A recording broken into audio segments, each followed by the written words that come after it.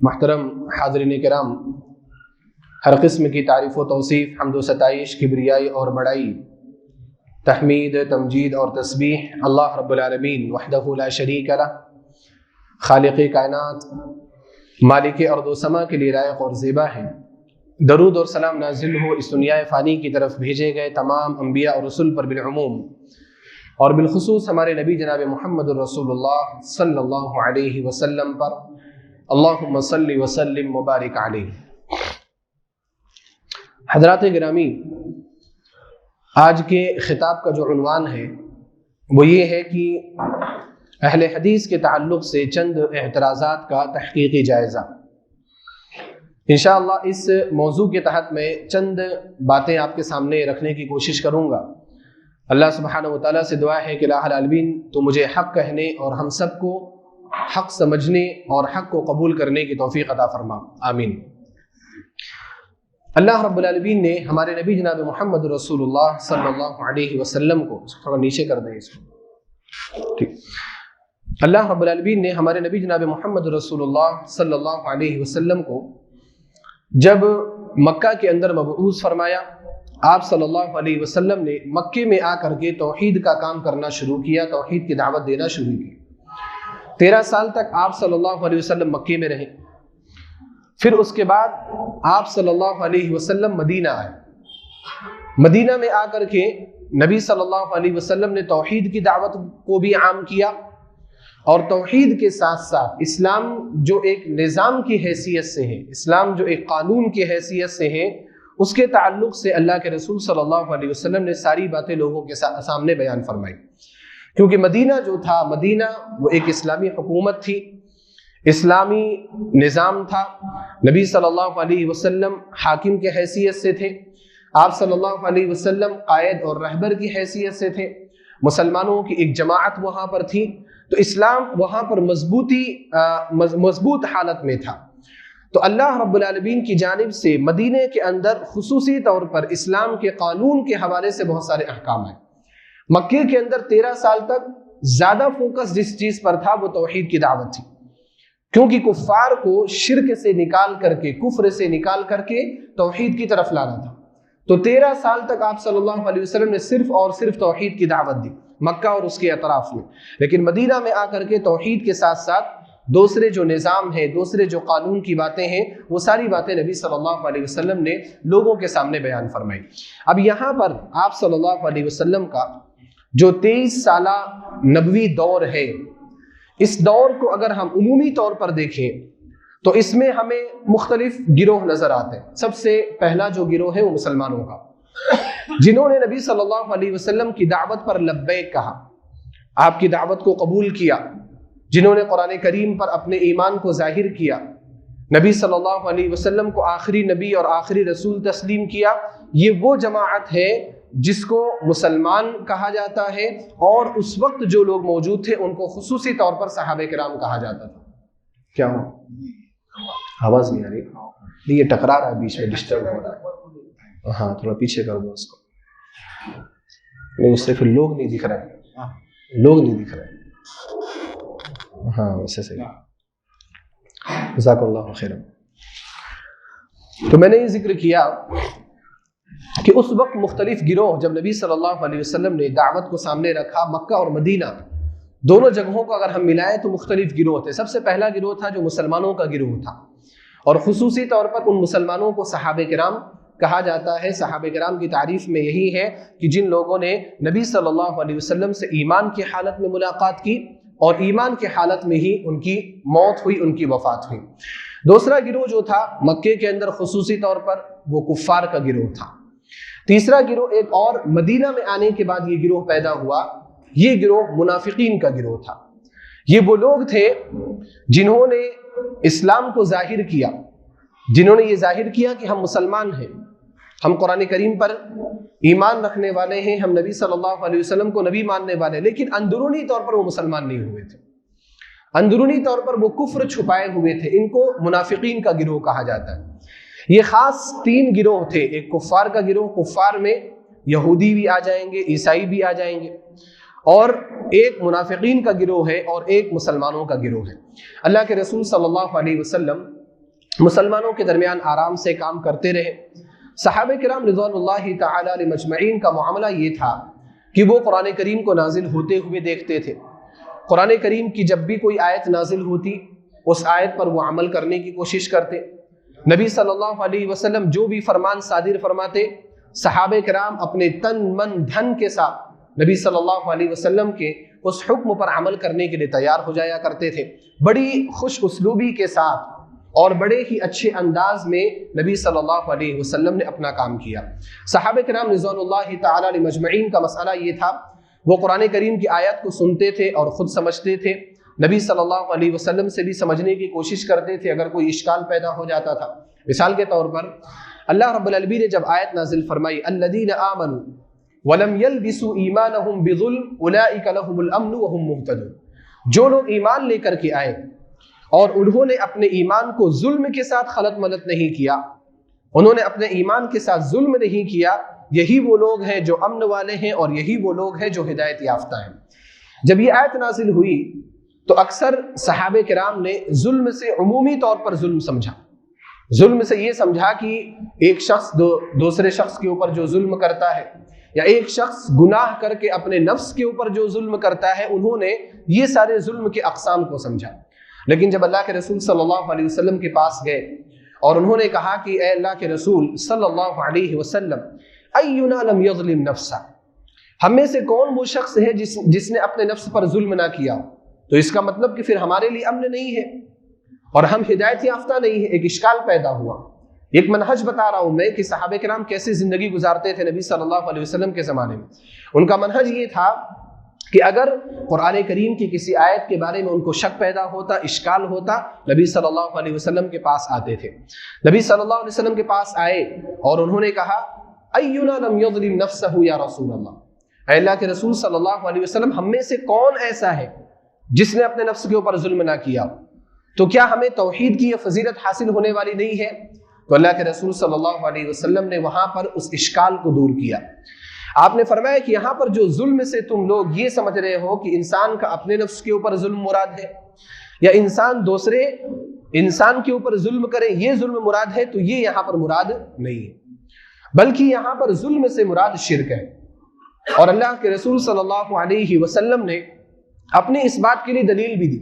فرمایا کہ کیا تم نے حضرت لقمان علیہ السلام کا وہ قول نہیں سنا یا بنی لا تشرک باللہ ان الشرک لظلم عظیم، کہ اے میرے بیٹے اللہ رب العالمین کے ساتھ شرک مت کرنا کیونکہ شرک ایک بہت بڑا ظلم ہے۔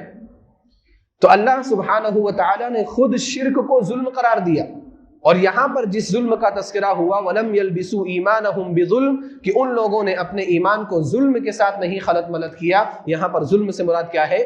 شرک ہے۔ تو نبی صلی اللہ علیہ وسلم نے اس اشکال کی وضاحت کر دی۔ اسی طرح سے ایک مرتبہ جب رمضان کے تعلق سے، سحری کرنے کے تعلق سے جب قرآن کریم کی آیت نازل ہوئی، اللہ رب العالمین نے فرمایا فَكُلُوا وَاشْرَبُوا حَتَّى يَتَبَيَّنَ لَكُمُ الْخَيْطُ الْأَبْيَضُ مِنَ الْخَيْطِ الْأَسْوَدِ مِنَ الْفَجْرِ، کہ اے لوگوں کھاتے پیتے رہو یہاں تک کہ تمہارے لیے سفید دھاگا اور کالا دھاگا الگ الگ ظاہر ہو جائے۔ سفید دھاگے اور کالے دھاگے میں جب فرق واضح ہو جائے تب کھانا بند کر دو۔ جب اللہ سبحانہ و تعالیٰ نے آیت نازل فرمائی تو ایک صحابی نے اس کا ظاہری مفہوم سمجھ لیا۔ انہوں نے یہ کیا کہ اپنے تکیے کے نیچے دو دھاگے رکھے، ایک سفید دھاگا تھا اور ایک کالا دھاگا تھا، اور اسی کے بازو میں بیٹھ کر کے کھاتے پیتے رہے، اور اس وقت تک کھاتے پیتے رہے جب تک کہ دن پورے طور پر روشن نہیں ہو گیا اور قریب تھا کہ سورج طلوع ہو جاتا۔ اللہ کے رسول صلی اللہ علیہ وسلم کے پاس گئے اور نبی صلی اللہ علیہ وسلم سے اپنا معاملہ ذکر کیا کہ میں نے سفید دھاگا کالے دھاگے سے الگ ہو جائے کا معنی یہ سمجھا کہ گھر میں سفید دھاگا رکھو، کالا دھاگا رکھو اور کھاتے پیتے رہو جب تک کہ سفید اور کالے میں برابر بالکل واضح فرق نظر نہ آنے لگے تب تک کھاتے پیتے رہو۔ میں نے ویسا ہی کیا، اور جب میں ویسا کرنے لگا تو قریب تھا کہ سورج نکل آتا، اس وقت تک کالا دھاگا اور سفید دھاگے میں فرق معلوم نہیں ہو رہا تھا۔ اللہ کے رسول صلی اللہ علیہ وسلم نے ان کے اس اشکال کی وضاحت کی۔ آپ صلی اللہ علیہ وسلم نے فرمایا کہ یہاں پر سفید دھاگا کالے دھاگے سے مراد حقیقت میں سفید دھاگا اور کالا دھاگا نہیں، بلکہ یہاں پر سفید دھاگا اور کالے دھاگے سے مراد صبح صادق اور صبح کاذب ہے۔ صبح کی دو قسمیں ہوتی ہیں، جب دن روشن ہو رہا ہوتا ہے آسمان میں جو روشنی پھیلتی ہے اس کی دو قسمیں ہوتی ہیں، ایک صبح کاذب ہوتا ہے، صبح کاذب یعنی جھوٹی صبح، اور یہ فجر سے عین پہلے ہوتا ہے تقریباً آدھا گھنٹہ پہلے۔ اگر آپ آسمان کی طرف نظر اٹھا کر کے دیکھیں گے تو آسمان بالکل روشن ہوگا، آپ کو لگے گا کہ بس اب سورج نکلنے ہی والا ہے، حالانکہ وہ صبح کاذب ہوتی ہے۔ اللہ کے رسول صلی اللہ علیہ وسلم نے فرمایا کہ یہاں پر سفید دھاگا اور کالے دھاگے سے مراد یہی صبح ہے، اور اس کے بعد جب عین فجر کا وقت ہوتا ہے تو صبح صادق طلوع ہوتی ہے، جس کے بعد روشنی بڑھتی رہتی ہے یہاں تک کہ پورا دن طلوع ہو جاتا ہے اور سورج نکل آتا ہے۔ تو آپ دیکھیں نبی صلی اللہ علیہ وسلم نے یہاں پر ان صحابی کے اشکال کی وضاحت کی۔ ایسے ہی صحابہ کرام زندگی گزارتے تھے، قرآن کریم کی آیت نازل ہوتی تھی، واضح طور پر عمل کرتے تھے، قرآن کریم کی کسی آیت کے بارے میں اگر شبہہ پیدا ہوتا نبی صلی اللہ علیہ وسلم کے پاس جاتے، آپ صلی اللہ علیہ وسلم اس اشکال کو دور کر دیا کرتے تھے۔ اور صحابہ کرام کے یہاں نبی صلی اللہ علیہ وسلم کی اطاعت کا جو جذبہ تھا وہ بے انتہا تھا، وہ ہر بات پر نبی صلی اللہ علیہ وسلم کی اتباع اور اطاعت کیا کرتے تھے، حتیٰ کہ آپ صلی اللہ علیہ وسلم کی اطاعت کے لیے کبھی کبھار کچھ عمل کی وجہ بھی نہیں پوچھا کرتے تھے کہ آپ صلی اللہ علیہ وسلم نے ایسا کیوں کیا۔ صحیح مسلم کی ایک روایت ہے، ابو سعید خدری رضی اللہ تعالیٰ عنہ راوی حدیث ہے، فرماتے ہیں کہ اللہ کے رسول صلی اللہ علیہ وسلم ایک مرتبہ نماز پڑھا رہے تھے، دوران نماز آپ نے اپنے جوتے اتار دیے، نبی صلی اللہ علیہ وسلم جوتے پہن کر کے نماز پڑھ رہے تھے، دوران نماز آپ نے جوتے اتار دیے، صحابہ کرام نے بغیر کچھ پوچھے سب نے اپنے اپنے جوتے اتار دیے۔ اللہ کے رسول صلی اللہ علیہ وسلم جب نماز ختم کی، سلام پھیرے اور فارغ ہوئے نماز سے، تو نبی صلی اللہ علیہ وسلم نے پوچھا کہ ما حملکم علی القاء نعالکم، تم نے جو جوتے اپنے اتارے، یہ جوتے تم نے کیوں اتارے، کس چیز نے تمہیں اس چیز پر ابھارا؟ تو انہوں نے کہا، ایک ہی جواب تھا ان کا، رأیناک القیت نعلیک فالقینا نعالنا، اے نبی صلی اللہ علیہ وسلم ہم نے آپ کو دیکھا کہ آپ نے اپنے جوتے اتار دیے، ہم نے بھی اپنے جوتے اتار دیے، وجہ پوچھنے کی ضرورت نہیں ہے۔ یہاں سے ایک نقطہ ہمیں کیا معلوم ہوتا ہے، ایک قابل غور پہلو یہاں سے یہ معلوم ہوتا ہے کہ احادیث جو ہیں، احادیث اور قرآن کریم کی جو آیات ہیں یا اسلام کے جو احکام ہیں، ان احکام کی حکمت کی تلاش میں نہیں رہنا چاہیے۔ ہم لوگ بہت زیادہ اپنے عقل کا استعمال کرنے لگے ہیں آج کل، ہر ایک چیز کی حکمت ہمیں معلوم ہونی چاہیے، اگر حکمت معلوم نہ ہو تو ہم اس چیز پر عمل کرنے کو تیار نہیں ہوتے، حکمت معلوم نہ ہو تو کبھی کبھار ہم حدیث کو حدیث ماننے کے لیے بھی تیار نہیں ہوتے، حالانکہ حکمت کچھ چیزوں کی معلوم ہوتی ہے، ساری چیزوں کی حکمت آپ کو معلوم نہیں ہو سکتی۔ اور اصل ایمان کس چیز میں ہے؟ اصل ایمان تو اس چیز میں ہے کہ آپ بغیر حکمت، بغیر ریزن کے آپ اس بات کو مان لو، یہی تو اصل ایمان ہے آپ کا۔ ورنہ اگر چیزیں ساری واضح ہو، ہر چیز کا ایک سائنٹیفک ریزن ہو آپ کے پاس، ایک دنیاوی فائدہ ہو آپ کے پاس، تو وہ چیز تو آپ کے لیے ماننا آسان ہے، ہمارے لیے بھی ماننا آسان ہے، ہر ایک کے لیے ماننا آسان ہے۔ یہاں پر ایمان کا کیا رول ہے؟ ایمان کا کوئی رول نہیں ہے یہاں پر۔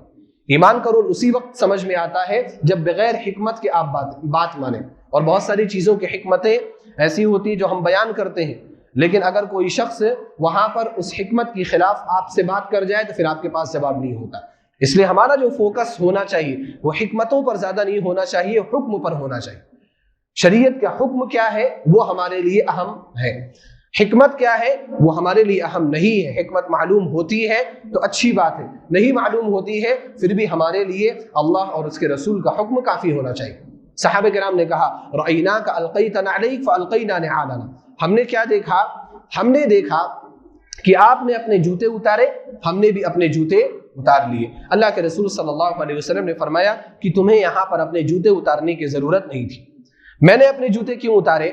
کیونکہ میرے جوتے کے نیچے گندگی لگی ہوئی تھی، اور دوران نماز حضرت جبریل علیہ السلام نے آ کر کے کہا کہ آپ کے جوتے میں گندگی لگی ہوئی ہے، نجاست لگی ہوئی ہے، اور نجاست کے ساتھ نماز پڑھنا درست نہیں ہے۔ یعنی اگر نجاست کپڑے میں ہو، نجاست جوتے میں ہو، نجاست موزے میں ہو، نجاست جسم سے متعلق کسی چیز میں ہو تو ہمیں اس کو نکال کر کے سائڈ کر دینا۔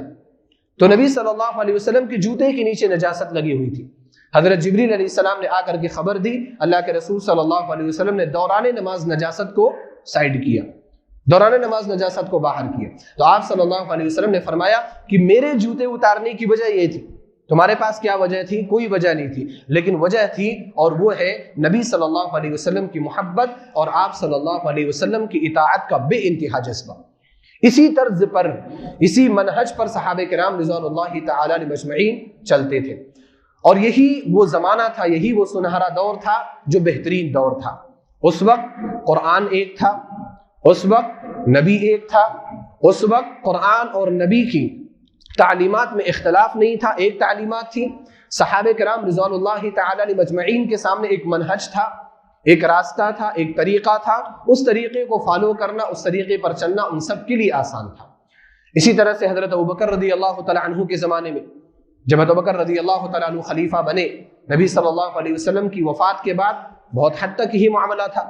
عمر بن خطاب رضی اللہ تعالی عنہ کے زمانے میں بھی بہت حد تک یہی معاملہ تھا کہ سارے لوگ متحد نظر آتے تھے، بلکہ ابوبکر اور عمر رضی اللہ تعالی عنہما کے زمانے میں اگر کوئی مسئلہ درپیش ہوتا تو ابوبکر اور عمر رضی اللہ تعالی عنہما صحابہ کرام کو اکٹھا کرتے اور نبی صلی اللہ علیہ وسلم کی کسی حدیث کی تلاش میں رہتے کہ اس تعلق سے نبی صلی اللہ علیہ وسلم کی کوئی حدیث مل جائے، کوئی حدیث مل جاتی فوراً اس کے اوپر وہ عمل کر لیا کرتے تھے اور ذرہ برابر بھی سرے منہ اس سے انحراف نہیں کرتے تھے۔ نبی صلی اللہ علیہ وسلم کی حدیث مل گئی، اسی پر ان کا فیصلہ ختم ہو جاتا تھا، اسی پر میٹنگ ختم ہو جاتی تھی۔ اس طریقے سے زمانہ چلتا رہا۔ حضرت عثمان رضی اللہ تعالیٰ عنہ کے ابتدائی دور میں بھی ایسے معاملات رہے، ایسے حالات رہے، لیکن پھر سبائی فرقہ پیدا ہوتا ہے، ایک فرقہ جنم لیتا ہے جس کو سبائی فرقہ کہا جاتا ہے، جو بعد میں چل کر کے خوارج کی شکل میں ظاہر ہوتا ہے، روافض کی شکل میں ظاہر ہوتا ہے۔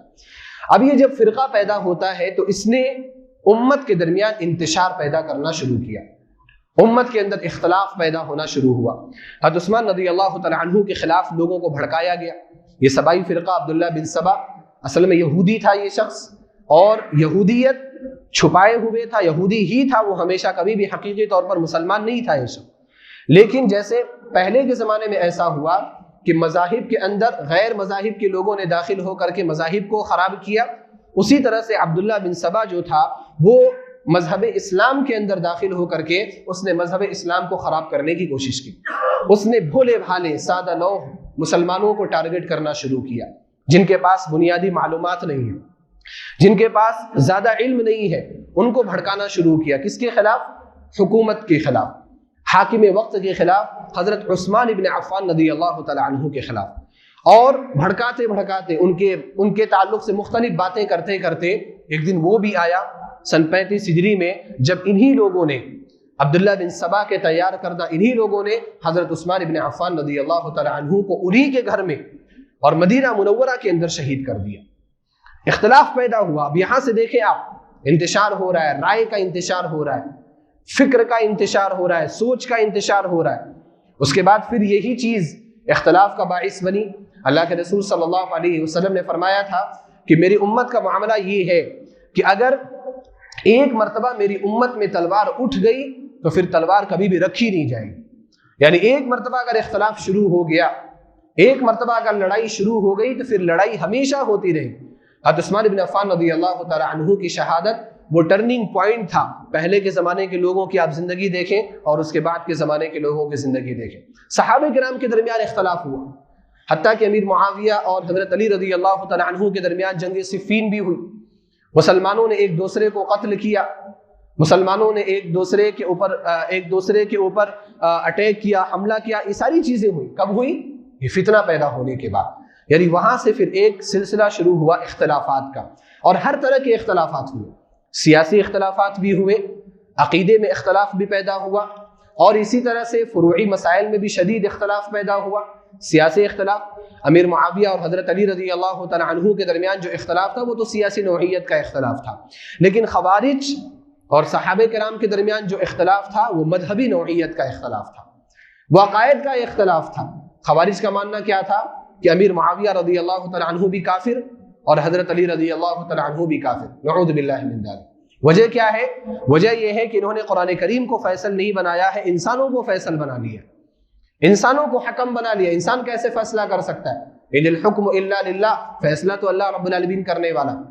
یہ مذہبی اختلاف تھا جو خوارج کی شکل میں پیدا ہوا، اور یہ خوارج اس امت کا سب سے پہلا فرقہ جو پیدا ہوا اس امت میں، یہ خوارج کا فرقہ۔ یہ جو تاریخ میں نے آپ کے سامنے رکھی ہے، یہ تاریخ رکھنے کی ایک وجہ ہے، میں جس موضوع کے تحت میں موضوع کی طرف آنا چاہتا ہوں، جو میرا موضوع ہے کہ اہل حدیث پر چند اعتراضات کا تحقیقی جائزہ، اس ماحول کو سمجھنے کے لیے یا ان اعتراضات کو سمجھنے کے لیے آپ کو یہ تاریخ اپنے ذہن میں رکھنا ضروری ہے۔ یعنی اس تاریخ کو بیان کرنے کا دو ہی مقصد ہے میرے سامنے۔ پہلا مقصد یہ ہے کہ نبی صلی اللہ علیہ وسلم کے زمانے میں مسلمان کیسے تھے، آپ اس چیز کو اپنے ذہن میں رکھیں۔ نبی صلی اللہ علیہ وسلم کے بعد جب حضرت عثمان بن عفان رضی اللہ تعالیٰ عنہ کی شہادت ہوتی ہے تو اس کے بعد مسلمانوں کے درمیان کس طرح کا فکری اختلاف پیدا ہوا، عقدی اختلاف پیدا ہوا، اس اختلاف کو بھی آپ اپنے سامنے رکھیں تو اس موضوع کو سمجھنے میں آپ کے لیے آسانی ہوگی۔ اب رہی بات یہ کہ اہل حدیث ہے کیا، آپ نے یہ دیکھا کہ فکری اختلاف پیدا ہوتے چلا گیا حضرت عثمان بن عفان رضی اللہ تعالیٰ عنہ کی شہادت کے بعد، اور اسی کے بعد خوارج پیدا ہوئے، روافض پیدا ہوئے، پھر قدریہ ہوئے، جبریہ ہوئے، معتزلہ ہوئے، جہمیہ ہوئے، بہت سارے فرقے پیدا ہوئے۔ اللہ کے رسول صلی اللہ علیہ وسلم کی پیشین گوئی تھی۔ آپ صلی اللہ علیہ وسلم نے فرمایا کہ یہود 71 فرقوں میں تقسیم ہوئے، نصارہ 72 فرقوں میں تقسیم ہوئے، اور میری یہ امت 73 فرقوں میں تقسیم ہوئی۔ اور یہ جو فرقے ہیں یہ فرقے امت مسلمہ کے فرقے ہیں، اپنے آپ کو مسلمان کہنے والے فرقے ہیں، کتاب و سنت سے محبت اور کتاب و سنت کی اتباع کے دعوے دار فرقے ہیں۔ یہ 73 فرقے غیر مسلموں کے نہیں ہیں، یہ کافروں کے فرقے نہیں ہیں، کافروں کے تو ہزاروں فرقے ہیں، ہزاروں مذاہب ہمارے سامنے ہیں۔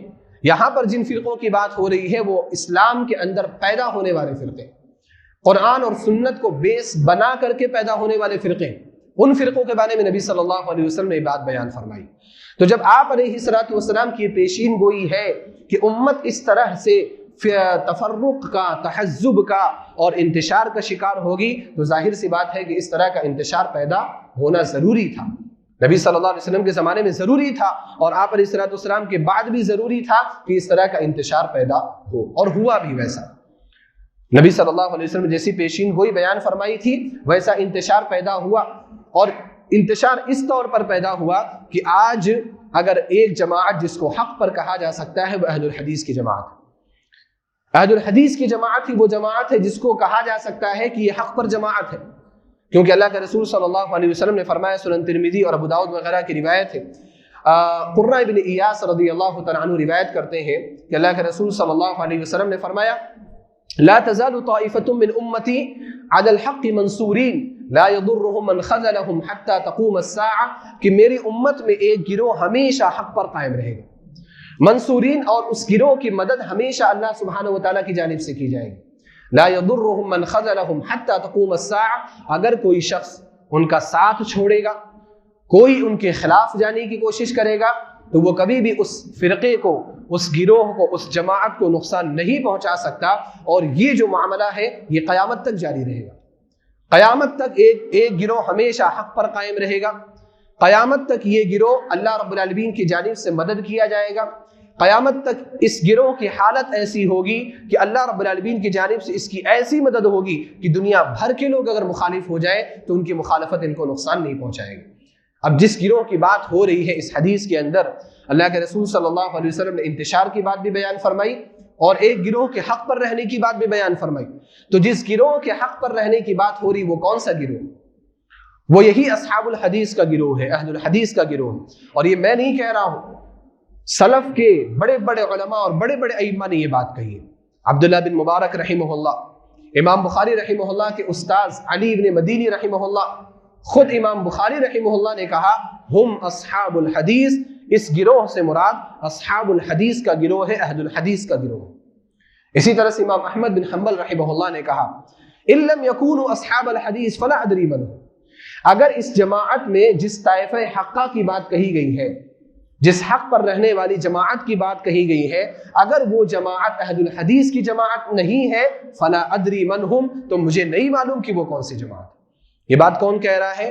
سلف، یعنی وہ خیر القرون کے لوگ جن کے بارے میں اللہ کے رسول صلی اللہ علیہ وسلم نے فرمایا خیرکم قرنی ثم الذین یلونہم ثم الذین یلونہم ثم الذین یلونہم، سب سے بہترین زمانہ میرا زمانہ، پھر اس کے بعد ان لوگوں کا زمانہ جو میرے بعد آنے والے ہیں، یعنی صحابہ کرام کے بعد تابعین کا، پھر اس کے بعد ان لوگوں کا زمانہ جو ان کے بعد آنے والے ہیں، یعنی تبع تابعین کا زمانہ۔ یہ خیر القرون کے لوگ ہیں، یہ بہترین دور کے لوگ ہیں، یہ بہترین زمانے کے لوگ ہیں، اور جن لوگوں کا نام میں نے لیا ہے یہ ایسی شخصیات ہیں کہ جن شخصیات پر علماء اسلام کا بھی اور تمام مسلمانوں کا اتفاق ہے۔ عبداللہ بن مبارک رحمہ اللہ کوئی چھوٹی موٹی اور معمولی شخصیت نہیں ہے، بلکہ عبداللہ بن مبارک رحمہ اللہ کے بارے میں بعض محدثین نے ایسا کہا کہ ہر شخص کے بارے میں آپ کو علماء کی جرح مل جائیں گے سوائے عبداللہ بن مبارک رحمہ اللہ کے، یعنی کوئی بھی جرح سے خالی نہیں رہا، الٹی سیدھی باتیں ہر ایک کے بارے میں کہی گئی۔ امام مالک رحمہ اللہ کے بارے میں بھی کچھ لوگوں نے کہا، امام بخاری رحمہ اللہ کے بارے میں بھی کچھ لوگوں نے کہا، لیکن عبداللہ بن مبارک رحمہ اللہ کی شخصیت ایسی شخصیت ہے جس کے بارے میں آپ کوئی بھی جرح نہیں پائیں، کسی نے ان کی جرح نہیں کی ہے۔ وہ شخصیت کیا کہہ رہی ہے؟ اس طائفہ حقہ سے مراد کون سی جماعت ہے؟ اصحاب الحدیث کی۔ امام بخاری رحمہ اللہ کے استاذ علی بن مدینی رحمہ اللہ، جن کے اشارے سے امام بخاری رحمہ اللہ نے اپنی صحیح بخاری کو لکھا، علی بن مدینی رحمہ اللہ نے، اور اسی طرح سے اسحاق بن راہویہ رحمہ اللہ نے، ان لوگوں نے اپنے شاگردوں کو اس بات کے لیے آمادہ کیا کہ سنت کے تعلق سے، احادیث کے تعلق سے ایک ایسی کتاب ہونی چاہیے جو صرف صحیح احادیث پر مشتمل ہو۔ امام بخاری رحمہ اللہ نے انہی سے انسپائر ہو کر کے انہی سے رہنمائی لے کر کے صحیح بخاری کو تصنیف کیا۔ وہ بھی کیا کہہ رہے ہیں؟ ہم اصحاب الحدیث، اس سے مراد اصحاب الحدیث کی جماعت۔ خود امام بخاری رحمہ اللہ، جن کی صحیح بخاری کو اصح الکتب بعد کتاب اللہ کا درجہ حاصل ہے، اللہ رب العالمین کی کتاب کے بعد سب سے صحیح کتاب اگر کوئی اس روئے زمین پر ہے تو امام بخاری رحمہ اللہ کی کتاب صحیح بخاری ہے۔ انہوں نے بھی کیا کہا؟ ہم اصحاب الحدیث و اصحاب الحدیث ہیں۔ امام احمد رحمہ اللہ، جن کا میں نے تذکرہ کیا، امام اہل سنت والجماعہ، جن کو امام اہل سنت والجماعہ کہا جاتا ہے، جنہوں نے حق کی اس وقت مدد کی، حق کو اس وقت انہوں نے تھامے رکھا جس وقت سارے لوگ ڈر کر کے پیچھے ہٹ گئے تھے۔ وہ برے نہیں تھے، ڈر کر کے اگر کوئی انسان اپنے قول کو یا اپنے قول سے رجوع کر لیتا ہے وہ ایک الگ بات ہے، لیکن امام احمد بن حنبل رحمہ اللہ نے فتنے کے دور میں، خلق قرآن کا جو فتنہ تھا، اس وقت توحید کے علم کو بلند کیا، حق کے علم کو بلند کیا، حکومت کے خلاف گئے، قید میں چلے گئے، اور انہوں نے ہر طرح کے ظلم اور تشدد کو برداشت کیا، لیکن کبھی بھی بدعتیوں کے قول کو انہوں نے آگے نہیں ہونے دیا۔ وہ امام احمد بن حنبل رحمہ اللہ کہتے ہیں ان لم یکونوا اصحاب الحدیث فلا ادری من هم، اگر اس جماعت سے مراد اصحاب الحدیث کی جماعت نہیں ہے تو مجھے نہیں معلوم کہ کون سی جماعت ایسی ہے جو حق پر ہوگی۔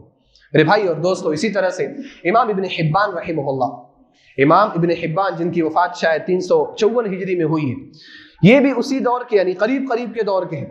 امام ابن حبان رحمہ اللہ کی کتاب ہے صحیح ابن حبان کے نام سے مشہور ہے۔ انہوں نے اپنی صحیح میں ایک حدیث ذکر کی، اللہ کے رسول صلی اللہ علیہ وسلم نے فرمایا کہ جو شخص میرے اوپر کثرت سے درود بھیجتا ہے وہ شخص کل قیامت کے دن سب سے زیادہ قریب میرے سے ہوگا، یعنی سب سے نزدیک نبی صلی اللہ علیہ وسلم کے، سب سے قریب رہنے والا وہ شخص ہوگا جو نبی صلی اللہ علیہ وسلم کے اوپر درود بھیجنے والا۔ امام ابن حبان رحمہ اللہ نے اپنی صحیح میں اس حدیث کو ذکر کرنے کے بعد ایک تعلیق لگائی، ایک حاشیہ لگائی۔ تعلیق کیا لگائی؟ آپ نے فرمایا کہ اس حدیث سے اصحاب الحدیث کی فضیلت معلوم ہوتی ہے، اہل الحدیث کی فضیلت معلوم ہوتی ہے، کیونکہ موجودہ دور میں اللہ کے رسول صلی اللہ علیہ وسلم کے اوپر درود بھیجنے والی جماعت اگر کوئی ہے تو وہ اصحاب الحدیث کی جماعت ہے۔ اہل الحدیث ہی وہ ہے جو نبی صلی اللہ علیہ وسلم پر سب سے زیادہ درود بھیجتے ہیں، ان سے زیادہ کوئی درود نہیں بھیجتا۔ آج کے زمانے میں بھی آپ دیکھ لیں، اہل الحدیث کے خطبات میں، ان کے دروس میں آپ کو ہر 2-4 جملوں کے بعد ایک حدیث سننے کو ملتی ہے، ہر 2-4 جملوں کے بعد نبی صلی اللہ علیہ وسلم کا نام سننے کو ملتا ہے۔ بولنے والا بھی صلی اللہ علیہ وسلم کہہ رہا ہے، سننے والے بھی صلی اللہ علیہ وسلم کہہ رہے ہیں، لوگ بھی درود بھیجتے ہیں، لیکن لوگ کیا ہے؟ اپنے قصے کہانیاں پورے بیان کر کے بیچ میں کہیں گے صلو علی الحبیب، نبی صلی اللہ علیہ وسلم پر درود بھیج، پورے قصے کہانیاں 1 گھنٹے کے 2 گھنٹے کے چلیں گے، بیچ میں 15 منٹ کے بعد 20 منٹ کے بعد صلو علی الحبیب ہوگا، لیکن اللہ رب العالمین نے ہمیں وہ شرف بخشا ہے کہ ہر 2-4 جملوں کے بعد نبی صلی اللہ علیہ وسلم کا نام آتا ہے اور ہماری زبان پر صلی اللہ علیہ وسلم کا ذکر ہوتا ہے۔ فرمایا امام ابن حبان رحمہ اللہ نے اس سے اصحاب الحدیث کی فضیلت معلوم ہوتی ہے کہ اہل الحدیث اللہ کے رسول صلی اللہ علیہ وسلم کے سب سے زیادہ قریبی ہوں گے، کیونکہ اگر نبی صلی اللہ علیہ وسلم پر سب سے زیادہ درود بھیجنے والی اگر کوئی جماعت ہے تو وہ یہی جماعت ہے جن کو اصحاب الحدیث یا اہل الحدیث کے نام سے جانا جاتا ہے۔ میرے بھائی اور دوستوں، میں نے یہ ساری چیزیں آپ کے سامنے رکھی، ایک اور حدیث بھی آپ کے سامنے رکھنا چاہتا ہوں۔ اللہ کے رسول صلی اللہ علیہ وسلم نے فرمایا، حضرت علی بن ابی طالب رضی اللہ تعالیٰ عنہ راوی حدیث ہے، خطیب بغدادی رحمہ اللہ نے اپنی کتاب شرف و اصحاب الحدیث میں اس حدیث کو ذکر کیا ہے۔ فرماتے ہیں کہ اللہ کے رسول صلی اللہ علیہ وسلم ایک مرتبہ ہمارے سامنے آئے اور آپ علیہ الصلوۃ والسلام نے فرمایا کہ میں اپنے خلفاء کو یاد کر رہا ہوں، میں اپنے خلفاء کو یاد کر رہا ہوں۔ صحابہ کرام نے پوچھا، اے اللہ کے رسول صلی اللہ علیہ وسلم، من خلفاؤک، آپ کے خلفاء کون ہیں؟ خلفاء سے مراد جانشین۔ جانشین کس کو کہا جاتا ہے؟ جو پہلے کی شخصیت کے کام کو لے کر کے آگے بڑھے۔ تو آپ علیہ الصلوۃ والسلام نے فرمایا کہ میں اپنے خلفاء کو یاد کر رہا ہوں۔ صحابہ کرام نے پوچھا، آپ کے خلفاء کون ہیں؟ آپ صلی اللہ علیہ وسلم نے فرمایا، الذین یأتون من بعدی، میرے خلفاء وہ ہیں جو میرے بعد آئیں گے، اور ویروون سنتی، اور میری سنت کو روایت کریں گے، میری حدیث کو روایت کریں گے، اور میری حدیث کی اتباع کریں گے، اقتداء کریں گے، وہ میرے خلفاء ہیں۔ اللہ کے رسول صلی اللہ علیہ وسلم نے ان سارے لوگوں کو اپنا جانشین قرار دیا، اپنا خلیفہ قرار دیا، جو حدیثوں کو روایت کرتے ہیں، جو حدیثوں کو پڑھتے ہیں، حدیثوں کو پڑھاتے ہیں، حدیثوں پر عمل کرتے ہیں، اور دوسرے سارے لوگوں کو حدیث پر عمل کرنے کی دعوت دیا کرتے ہیں۔ ان ساری باتوں کے بعد میں ایک اہم بات آپ کے سامنے رکھنا چاہتا ہوں، وہ یہ کہ آج کے زمانے میں جو اعتراضات ہوتے ہیں اصحاب الحدیث پر، میں ان اعتراضات کی طرف آ رہا ہوں۔ آج کے زمانے میں اگر اصحاب الحدیث کی بات کی جائے، اہل الحدیث کی بات کی جائے، تو سب سے پہلا جو اعتراض آتا ہے وہ یہ ہے کہ یہاں پر یعنی عبداللہ بن مبارک رحمہ اللہ کے قول میں، علی بن مدینی کے، امام بخاری کے، امام احمد رحمہ اللہ کے، امام ابن حبان کے، اور دیگر محدثین میں دیگر محدثین کے الفاظ میں جو اہل الحدیث کا ذکر آتا ہے، اس سے مراد محدثین کی جماعت ہے۔ کیا کہا جاتا ہے؟ کہ اس سے مراد محدثین کی جماعت ہے۔ اب وہ اس جملے کو لے کر کے یہ کہتے ہیں کہ اب عوام میں سے سارے لوگوں کو تو حدیث نہیں آتی، اب آپ میں سے ہی اگر میں ہر ایک سے کہوں کہ آپ کو کون سی حدیث یاد ہے، آپ کو کون سی حدیث یاد ہے، آپ میں سے ہر شخص حدیث نہیں سنا سکتا۔ آپ میں سے کچھ لوگ حدیث سنا سکتے ہیں، لیکن ہر شخص حدیث نہیں سنا سکتا۔ محدث کس کو بولتے ہیں؟ جو حدیثوں کو یاد کرتا ہے اس کی سند کے ساتھ۔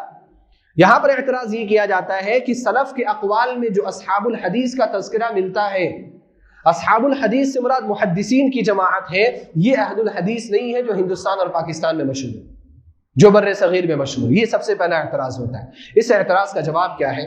یہ جو اعتراض ہے، یہ اعتراض بھی بالکل باطل ہے، اور یہاں پر بھی سلف نے جن کو اہل الحدیث کہا ہے، ہم نے اس چیز کو سلف سے ہی نہیں سمجھا۔ امام ابن حبان رحمہ اللہ نے اپنی صحیح میں جہاں پر یہ بات لکھی ہے کہ اصحاب الحدیث کی جماعت اللہ کے رسول صلی اللہ علیہ وسلم سے سب سے قریب رہنے والی جماعت ہے، وہیں پر امام ابن حبان رحمہ اللہ نے اہل الحدیث کی 3 صفات کا تذکرہ کیا کہ اہل الحدیث کن لوگوں کو کہا جائے گا۔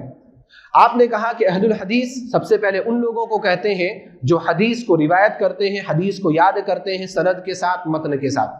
سب سے پہلے وہ لوگ ہیں جن کو اہل الحدیث کہا جاتا ہے، اور انہی کو کیا کہا جاتا ہے؟ محدثین۔ محدثین کی جماعت یہی ہے، لیکن صرف اہل الحدیث محدثین کو نہیں کہا جاتا۔ آپ نے فرمایا دوسری جو صفت اہل الحدیث کی وہ یہ کہ وہ حدیثوں پر عمل کرتے ہیں۔ اہل الحدیث ان کی دوسری علامت یہ ہے کہ وہ حدیثوں پر عمل کرتے ہیں، اور اس کے بعد آپ نے تیسری صفت بیان فرمائی، تیسری علامت بیان فرمائی کہ وہ حدیثوں پر اعتراض کرنے والوں کا قلا قما کرتے ہیں، ان کا دفاع کیا کرتے ہیں۔ یعنی سنت پر اور احادیث پر جو لوگ اعتراضات کریں، ان کے اعتراضات کا جواب دیتے ہیں، وہ اہل الحدیث ہیں۔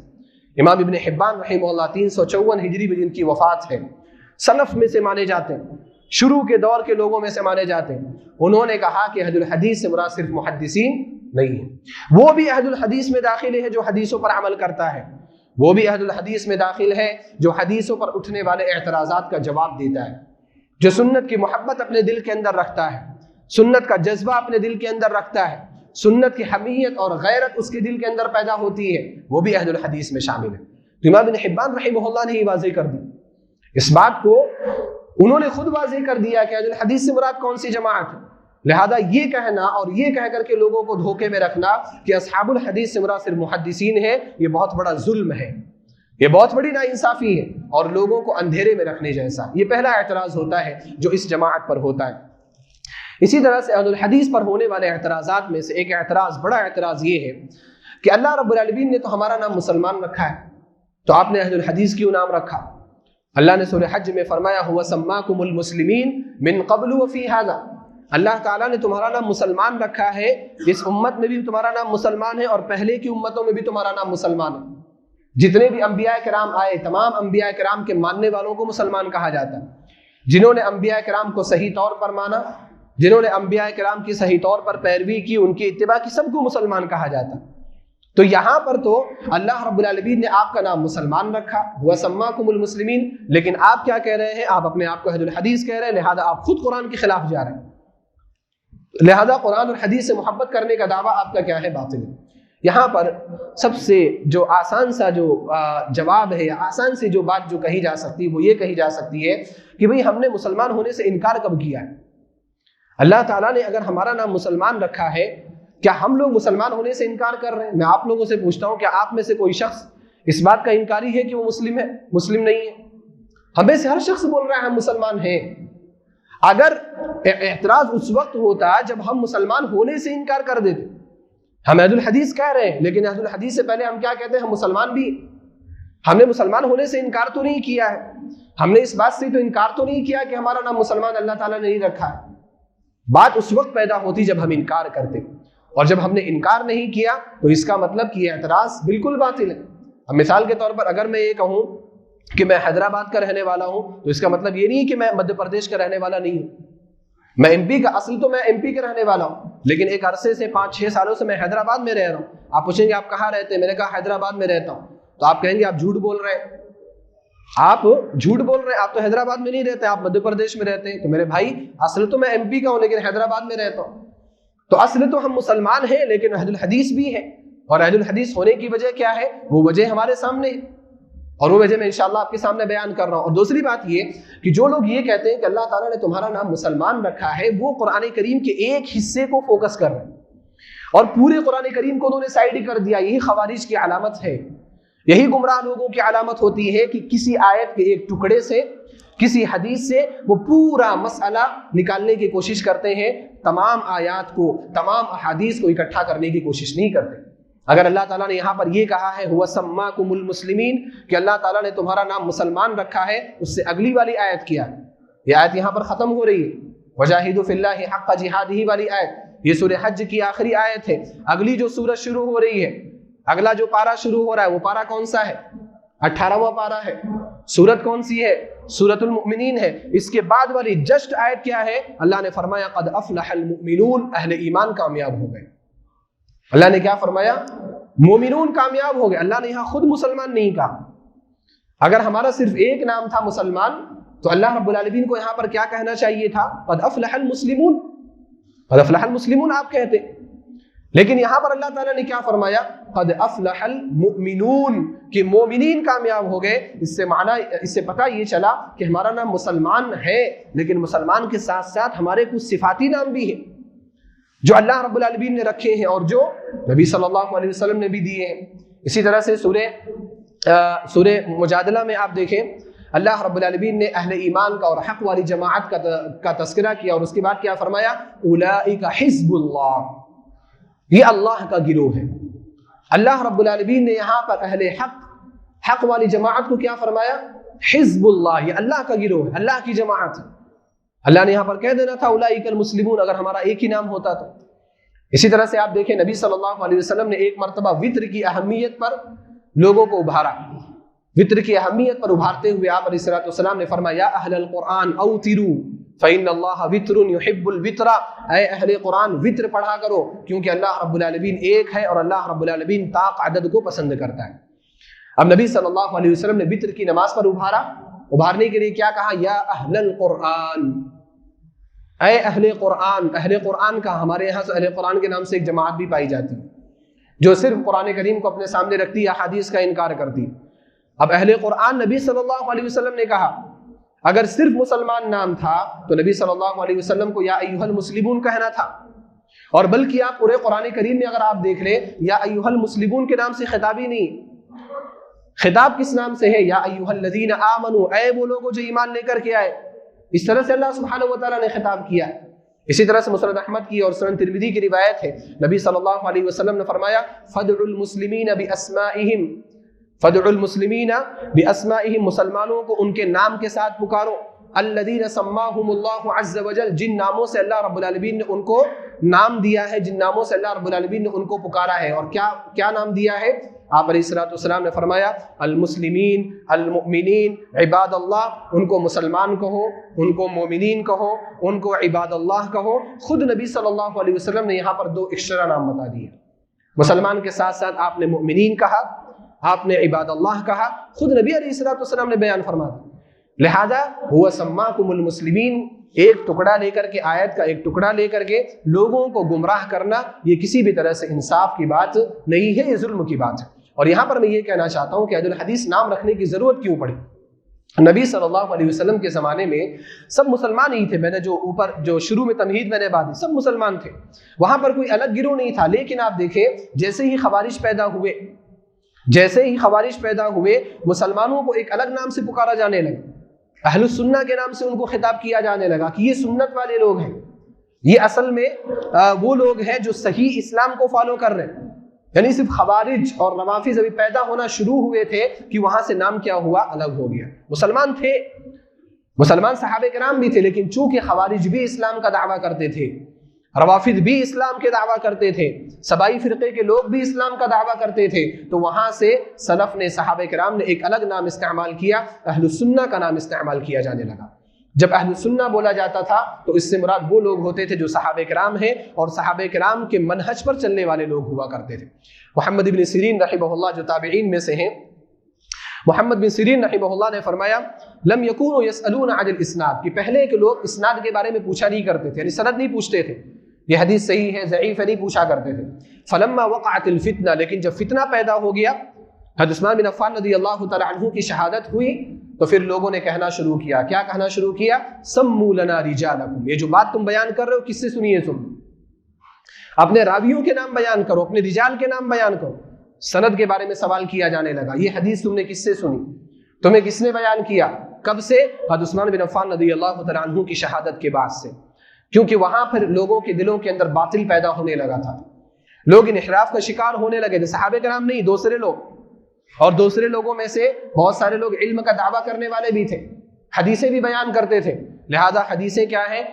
غلط طور پر بیان نہ کی جائے، غلط باتیں نبی صلی اللہ علیہ وسلم کی طرف منسوب نہ کی جائے، اس کے لیے کیا کیا جانے لگا؟ سموا لنا رجالکم، اپنے راویوں کے نام بیان کرو۔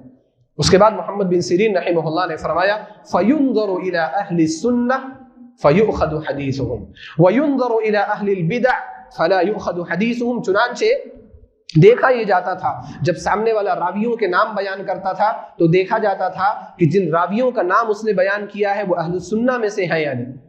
اگر اہل السنہ میں سے ہوتے ان کی حدیث قابل قبول ہوتی تھی، ان کی حدیث لے لی جاتی تھی۔ وَيُنظَرُ إِلَىٰ أَهْلِ الْبِدَعِ، اور اگر وہ اہل بدع میں سے ہوتا، بدعت کرنے والوں میں سے ہوتا، خوارج میں سے ہوتا، روافض میں سے ہوتا، قدریہ میں سے ہوتا، جبریہ میں سے ہوتا، فَلَا يُؤْخَذُ حَدِيثُهُمْ، تو ان کے حدیث کو قبول نہیں کیا جاتا۔ صحابہ کرام موجود ہیں ابھی اس وقت، تابعین بھی موجود ہیں، مسلمانوں کے درمیان فرق کرنے کے لیے 2 الگ القاب آ گئے، کون کون سے؟ اہل السنہ کا اور اہل البدع کا۔ اہل السنہ اور اہل البدع کسی بھی صحابی نے انکار نہیں کیا، کسی بھی تابعی نے انکار نہیں کیا، ہم اور آپ زیادہ علم والے ہیں، ہم اور آپ زیادہ فہم والے ہیں، ہم اور آپ زیادہ قرآن کریم اور حدیث کے مفہوم کو سمجھنے والے ہیں، اسی لیے کہا جاتا ہے کہ منہج پر رہو۔ صحابہ کرام نے جیسے دین کو سمجھا ہے ویسے دین کو سمجھنے کی کوشش کرو، اگر ویسے دین کو نہیں سمجھو گے خود بھی برباد ہو جاؤ گے، دوسرے لوگوں کو بھی برباد کرو گے۔ اس سے پہلے جو میرا درس تھا یہاں پر آپ کی مسجد میں ہی، وہ صحابہ کرام کے منہج کے تعلق سے ہی تھا، منہج سلف کے تعلق سے ہی تھا کہ سلف صالحین کا منہج کیا ہے، تو اس کو سمجھنا بہت ضروری ہے۔ هو سماکم المسلمین، یہ آیت صحابہ کرام کے سامنے بھی تھی، لیکن صحابہ کرام نے تو اس طرح کی بات نہیں کی جس طرح کی بات آپ کر رہے ہیں، جس طرح کی اعتراضات آپ کر رہے ہیں، تو لہذا آپ نے دیکھا کہ اہل السنہ اور اہل البدع اسی وقت سے پیدا ہو۔ پھر اس کے بعد 2ری صدی ہجری جب شروع ہوئی، 2ری صدی ہجری میں اہل السنہ کے درمیان 2 گروہ بن گئے، اہل البدع کے درمیان تو گروہ ہوتے رہے، 73 فرقوں میں تقسیم ہوتے رہے، یہاں پر اہل السنہ میں 2 گروہ بن گئے۔ ایک گروہ تھا جس کو اصحاب الحدیث کے نام سے جانا جانے لگا، اور دوسرا گروہ تھا جس کو اہل الرائے کے نام سے جانا جانے لگا۔ 2ری صدی ہجری، ابھی 200 سال بھی مکمل نہیں ہوئے۔ اب اصحاب الحدیث کا گروہ کون سا تھا؟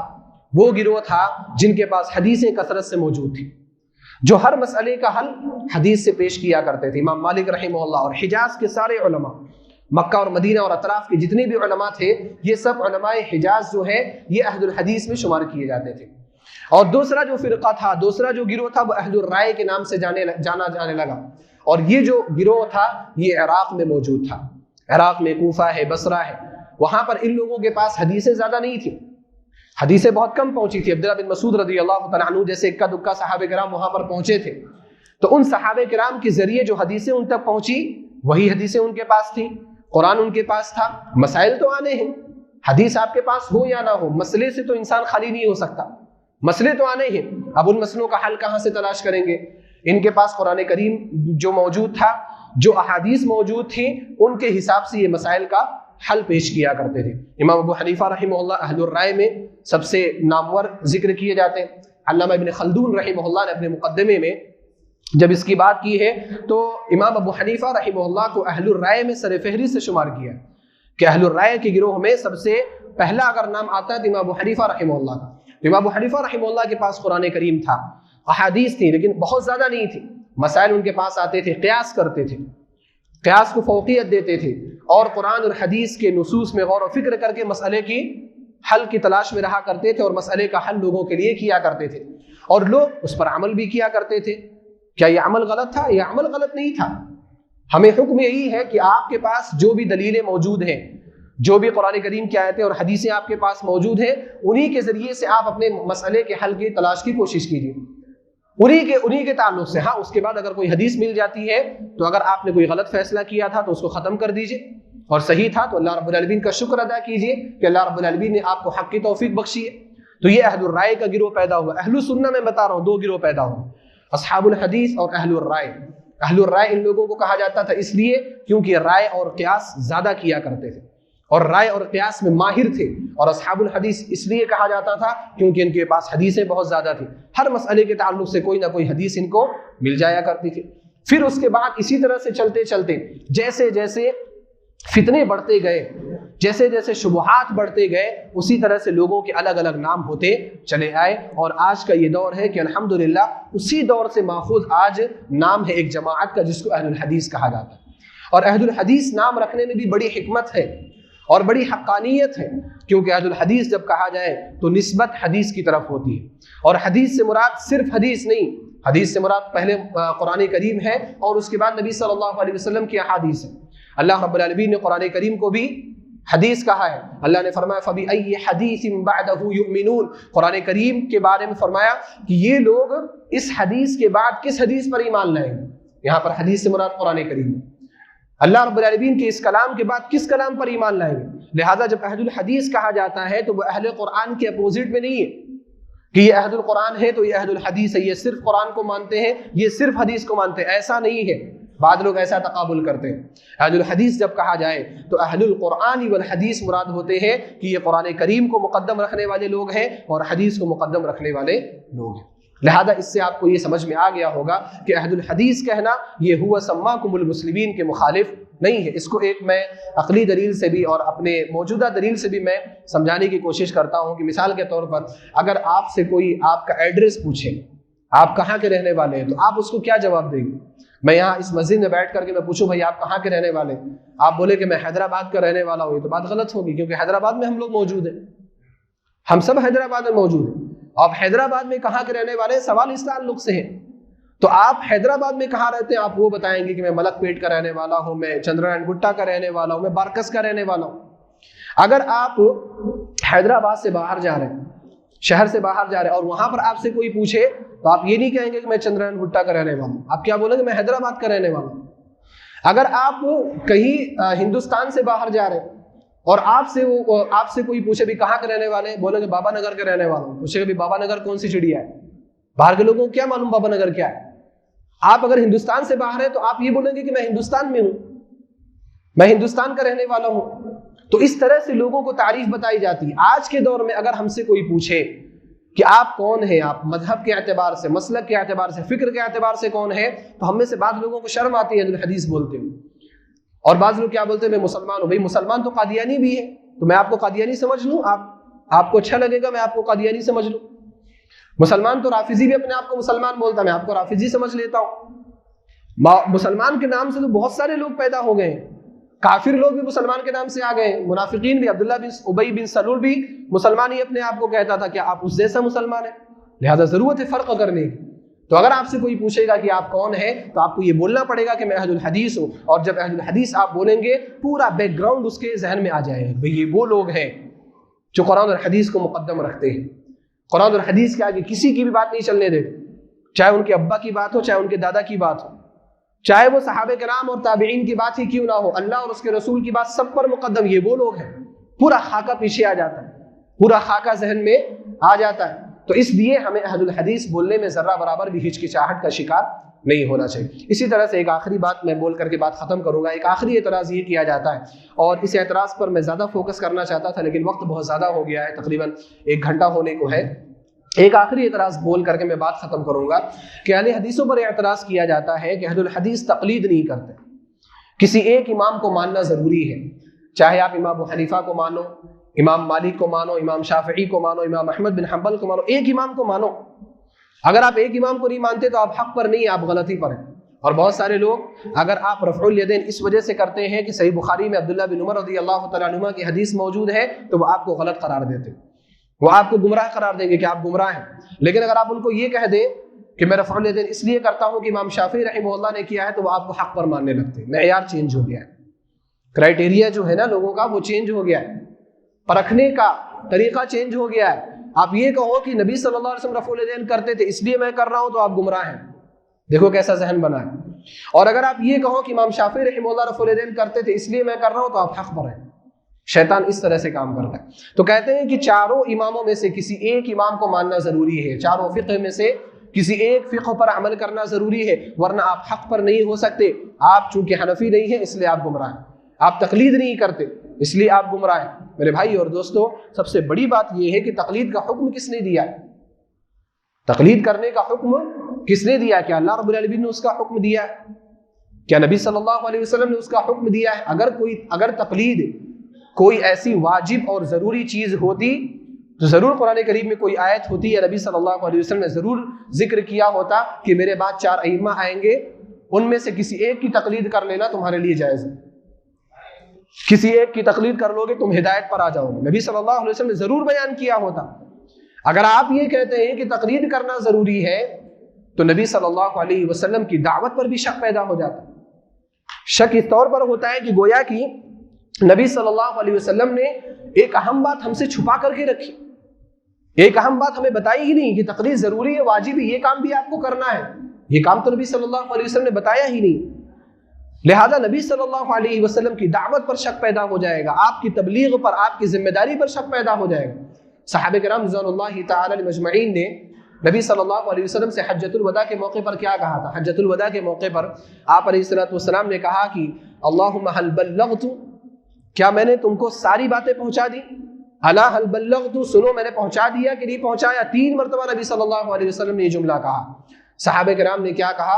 قد بلغت وادیت ونصحت، اے نبی صلی اللہ علیہ وسلم آپ نے پہنچا بھی دیا، آپ نے اپنی ذمہ داری ادا بھی کر دی، اور آپ نے امت کے ساتھ مکمل طور پر خیر خواہی کا معاملہ بھی کر دیا۔